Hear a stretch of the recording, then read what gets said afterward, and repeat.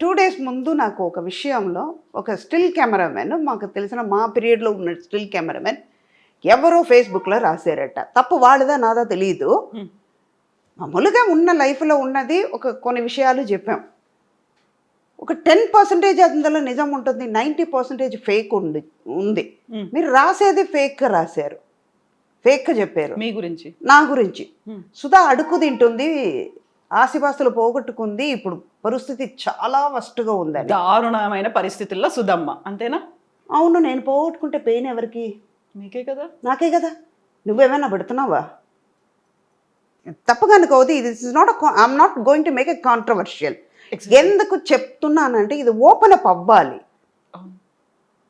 ఇది సీరియస్గా వెళ్ళిపోవాలి. నిజమే. నేను అడుక్కు తింటే నీ దగ్గరకు వచ్చి అడుక్కున్నానా?